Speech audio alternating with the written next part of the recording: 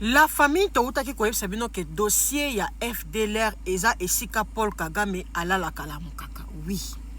Pe toyaki ko sabino que na bakor oyo touti ko signé muta respecta ka bakor te eza Paul Kagame.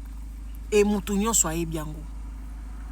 Paul Kagame outi koloba na outi la bino parce que Paul ali solo ba FDLR oyo parce que yé ami la leliwana.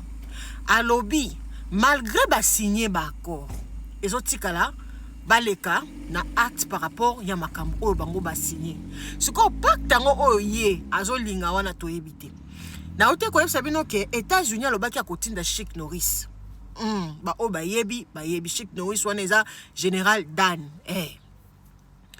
soki Paul Kagame akolinga ye moko ya kokota RDC po ya kolanda FDLR wana tala nde ekolalela ye libabe ye alali kaka wana na otela bino boyoka makamnya lobi boy tant que le FDLR seront là les Rwandais saura quoi faire balobi en croire Kagame la menace que représente ces groupes armés rwandaises considérés comme terroristes. Paul Kagame demeure sa priorité. Si les FDLR continuent d'être là, le problème continue. Et le Rwanda sait ce qu'il faut faire quand les FDLR seront toujours là, a déclaré Paul Kagame. Donc, elingi kola kisana Paul Kagame. Ah ouais, biswa. FDLR ango. Toyebi place bazati. Ça, c'est une déclaration de guerre, hein, je vous dis.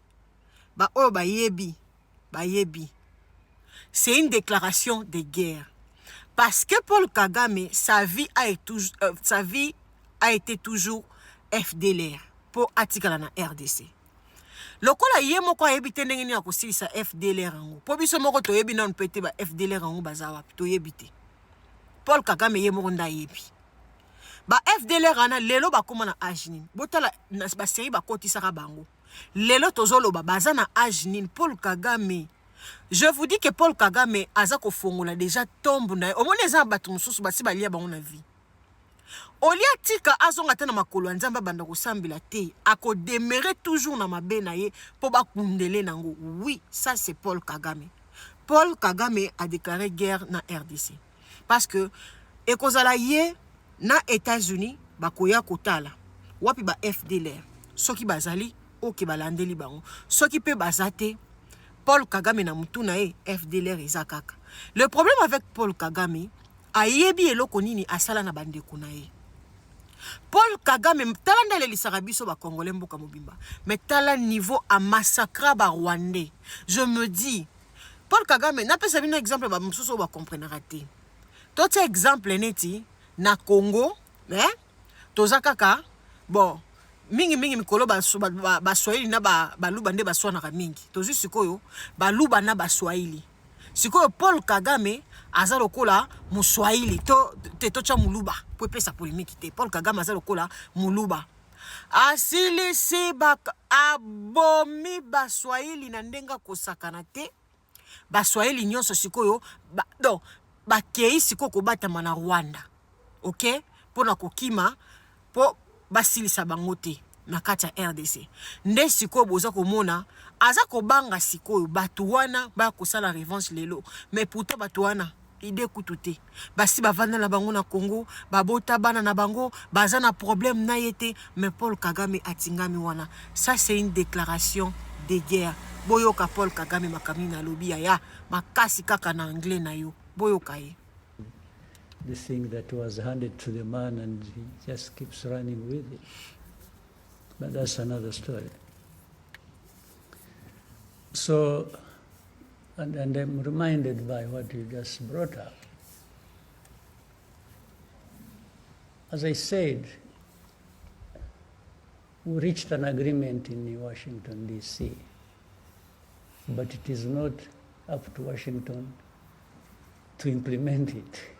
It's those who reach the agreement there to actually be the ones to implement what they agree. And we have also seen in the whole history of this matter that people really don't necessarily do things according to what they agreed they are going to do. That's the lesson we have learned over many years.